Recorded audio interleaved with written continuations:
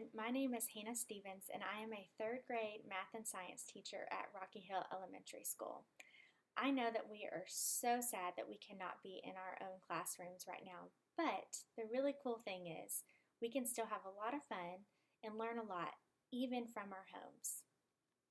Today's lesson comes from the science activities on week 6. These activities can be found on the KCS website, or the packets can be picked up at the meal distribution centers on Wednesdays from 10 to 12. If this video is hard to understand at any point, there are several things that you can do.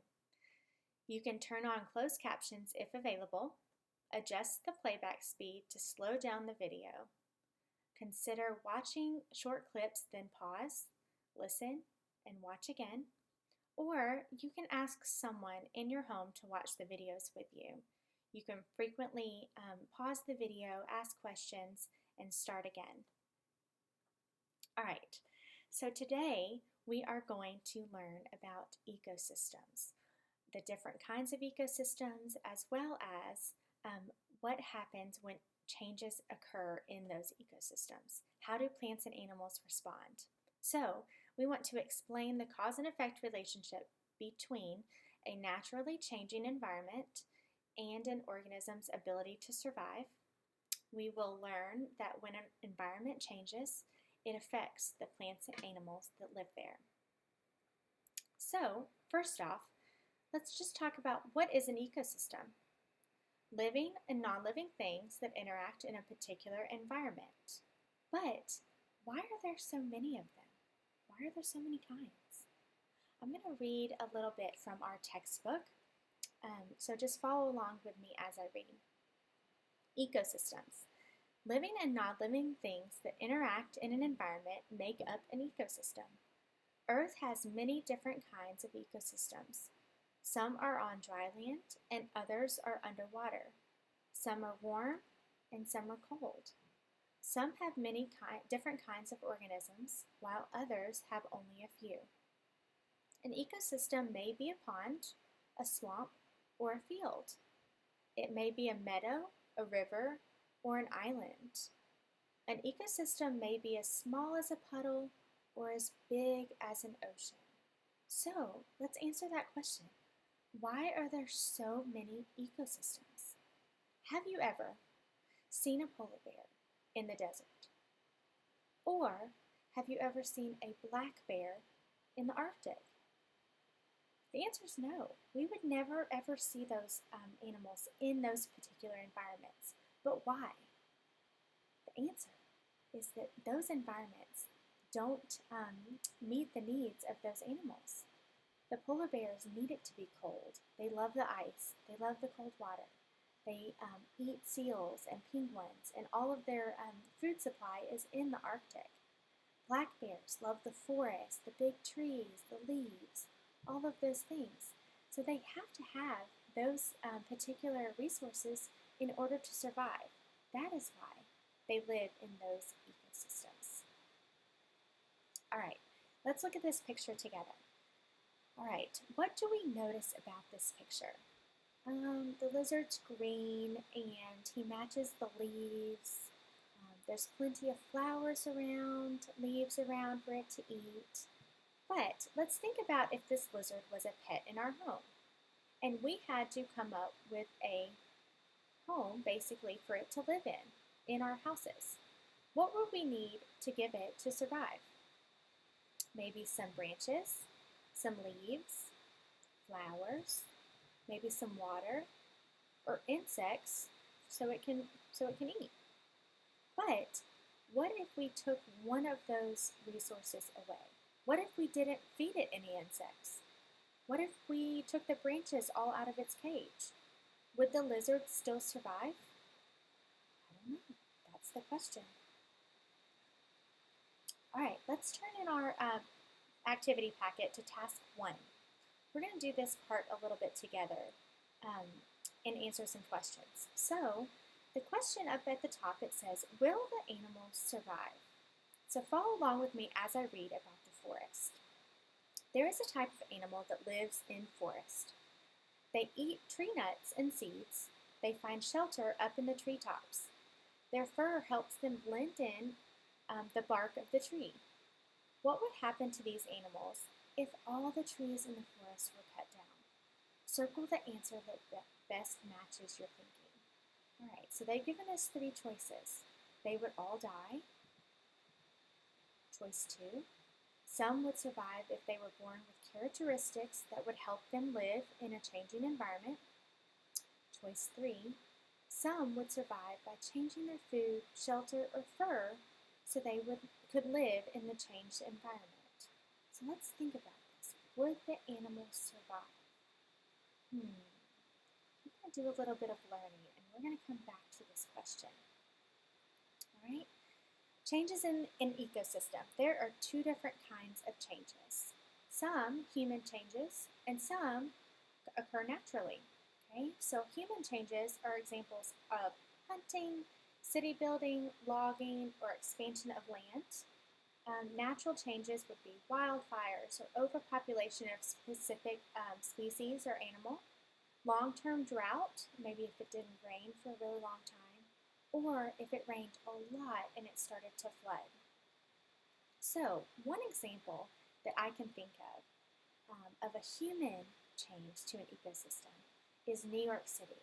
So do we think that these concrete streets and these tall buildings were always there? No.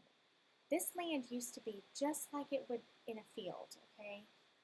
Trees growing everywhere, grass, there's animals everywhere. Okay, there were a lot of things happening on the land before the city was built. But humans decided that it would be a good idea to come and tear those trees down, plow the land, everything, and build the city. So, what do we think happened to all of those animals and plants? Did they all die? Did they relocate? Did they have to change everything about their environment? Or did some of them maybe stay in the city and try to survive? Okay. Some of the natural changing environments, okay, can be from some animals make changes to their environment to meet their specific needs. So, for example, spiders may make webs to catch bugs. Birds may build nests to keep their families safe for shelter or for protection. Or beavers may use sticks and twigs and trees around to build a beaver dam in the middle of a river. Okay? All of these animals do these things in order for their survival. But do you think that them doing these things ever affects other organisms in a negative way? Yeah.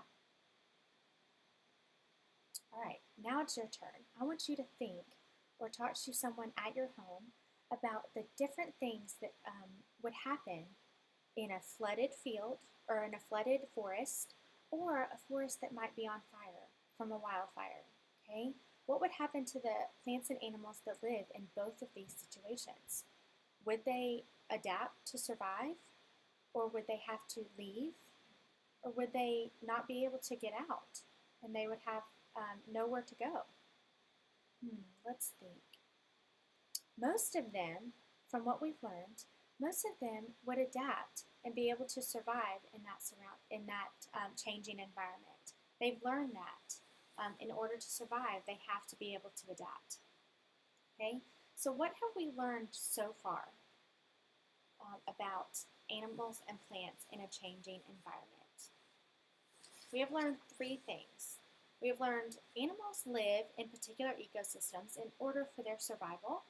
Okay, they have to live in an ecosystem that meets the needs for their survival. There are different kinds of changes, natural changes and human changes. And when change occurs, plants and animals must adapt in order to survive. So, let's go back to our original question. Will the animal survive? Okay, let's pick an answer, A, B, or C. The correct answer is B. Some would survive if they were born with characteristics, also known as adaptations, okay, things that they can physically change about themselves or do in the environment in order to live in the changed environment. Okay.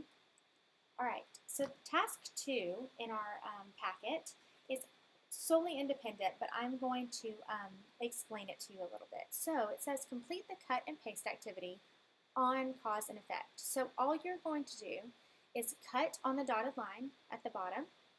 You're going to cut out those 6 rectangles at the bottom, and then you're going to place the corresponding rectangle in the blank square that it goes with based on the cause and effect statement on the square. Okay? If you need some assistance with this, I would ask a parent or maybe a sibling to help you. Okay? Our last activity is going to be a lot of fun. Okay? We want to be able to build our own ecosystem. Okay?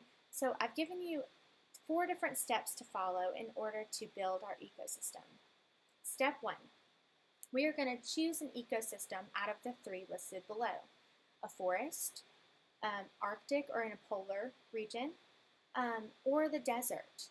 Okay, so I want you to circle one of those 3 options. If you want to do your own and do a different ecosystem, that's okay with me too. But these are just some examples, good ecosystems that I wanted you to choose from. Okay, so step 2, we're going to plan. We're going to draw a sketch of what our ecosystem would look like. We need to keep in mind that we need to know what plants and animals live there. Okay, we need to make sure that they all have what they need to survive.